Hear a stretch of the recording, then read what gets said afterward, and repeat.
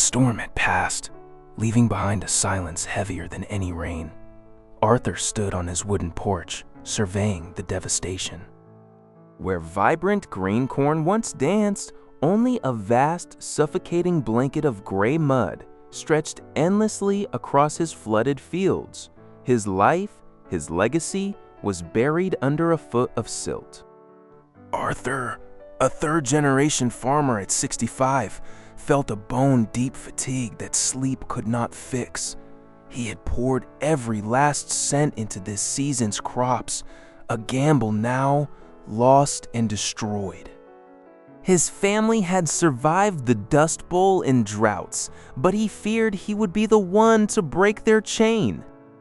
Inside his old farmhouse, Arthur sat in the dim light, the silence amplifying his despair.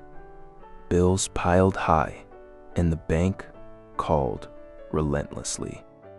He knew the entire valley had been hit by the storm, and in his mind, everyone was just as broken and isolated as he was. Arthur stepped inside, the door creaking shut behind him, plunging the empty house interior into a deeper gloom. His aged hands, calloused from decades of labor, trembled slightly as he leaned against the jamb. The worn farmer felt an unbearable fatigue settle deep into his bones, exhaustion no sleep could ever mend. He didn't bother with the lights. He shuffled to the kitchen table, its surface now crowded not with meals, but with a growing stack of overdue bills. The bank had called twice already, a relentless reminder of his financial ruin. Arthur simply ignored the ringing phone, feeling the weight of impending loss pressing down on him. Every cent was gone. As twilight faded, long shadows stretched across the floor, mirroring the darkness in his soul. Arthur felt like a ghost in his own home, a place that would soon belong to someone else. He assumed his neighbors were dealing with similar disasters, everyone in the valley equally broken, and help was an impossible dream. Arthur retreated further into the silent house, the phone's insistent ringing becoming a forgotten sound. He felt like a ghost, fading into the shadows as the outside world moved on without him. The vast, desolate landscape beyond his windows mirrored the emptiness in his soul, convincing him he was truly alone in his brokenness. 3 days blurred into an indistinguishable fog of despair. Arthur existed in a detached state, no longer tracking the weather's unpredictable whims or even the passage of time. His isolated farm became a tomb of silence, broken only by the creaks of the old house, amplifying his profound sense of abandonment. Then, on Tuesday morning, a peculiar vibration started to subtly rattle the windows of his secluded home. At first, Arthur mistook it for the storm's return, a fresh wave of thunder aiming to claim what little remained. But the sound was different. A steady, rhythmic thrum pulsing through the very floorboards beneath him. Arthur initially felt a surge of anger, thinking the sky was returning to take even more.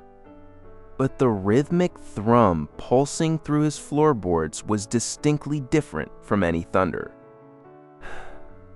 He stood, his weary body protesting, and moved slowly towards the rattling window, his heart beginning to quicken with a mix of dread and curiosity. Squinting through the lingering morning mist, Arthur gazed out towards the distant horizon. The storm clouds clearing had left a soft diffused light, revealing an unexpected sight. There, cutting across the open field, was a line of bright yellow and green lights, slowly approaching. A long procession of what appeared to be farm machines was now undeniably crawling down his dirt road. A knot of fear tightened in Arthur's stomach. He initially dreaded it was the debt collectors arriving early. The steady rumble of engines grew louder with each passing moment, filling the silent valley.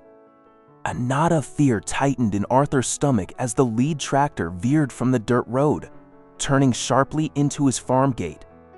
He braced himself, thinking the debt collectors had arrived early to claim what little he had left. The ominous rumble filled the quiet morning, adding to his deep sense of dread.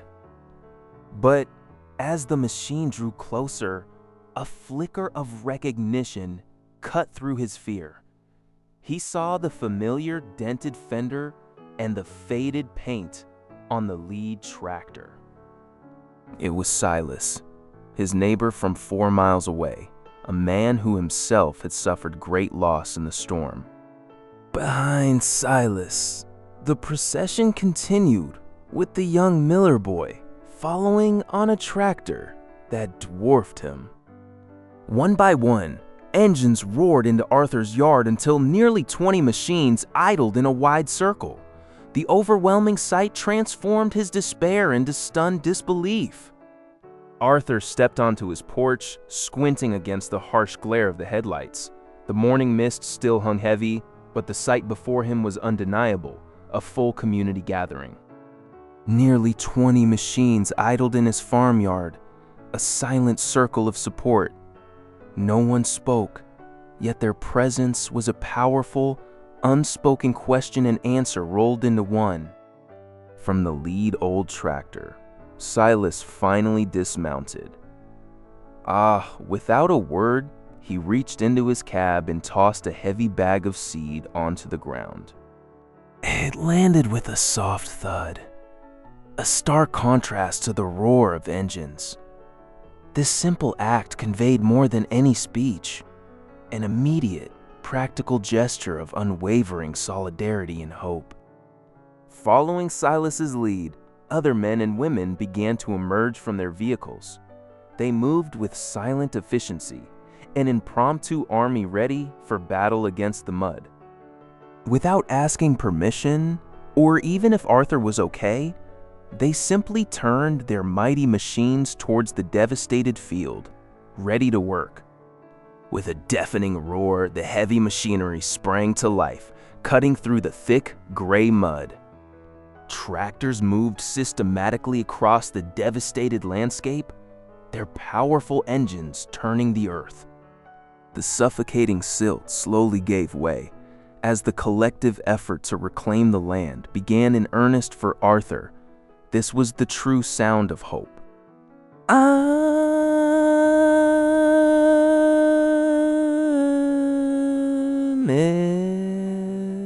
Amidst the road, the farmers worked with remarkable synchronicity.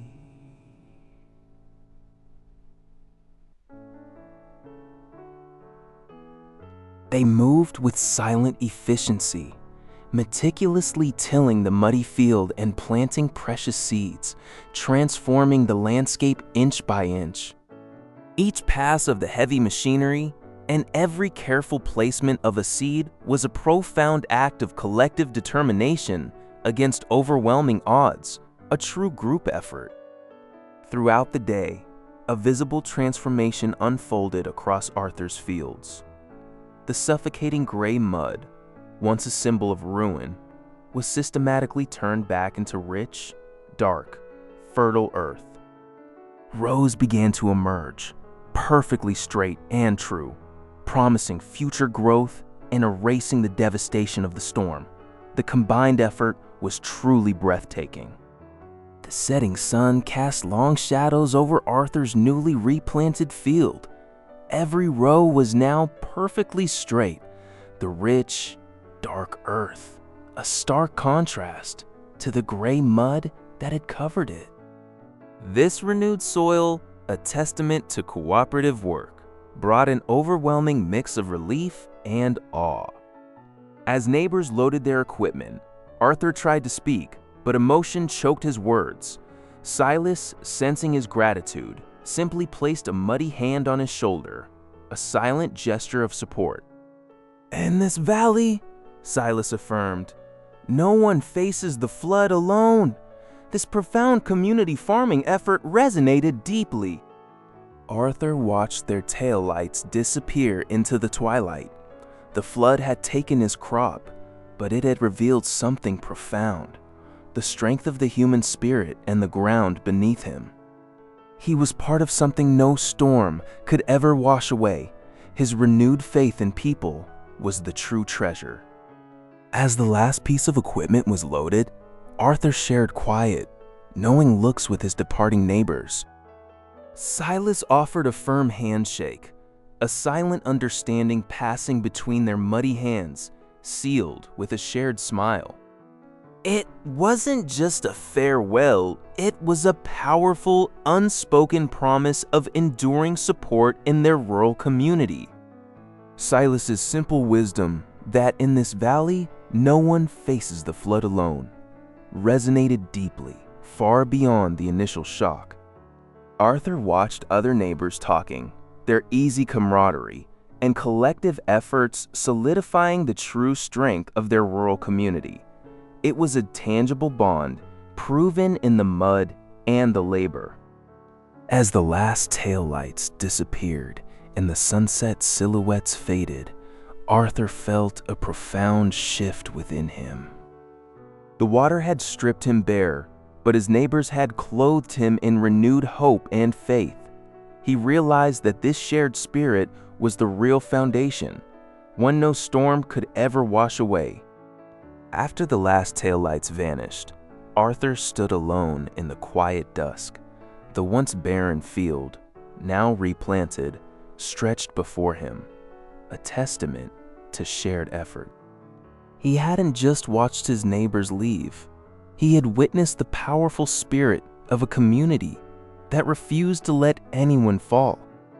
In the days that followed, Arthur's perspective profoundly shifted. The despair that had clung to him like the flood mud began to recede, replaced by a quiet sense of hope. He realized this land was more than soil and crops. It was woven into the fabric of human connection. As the sun rose over his newly green rows, a powerful symbol of rebirth emerged from the devastation. Arthur now understood the true harvest wasn't just physical yield, but the unshakable faith in a resilient community. His future in the valleys felt brighter than ever,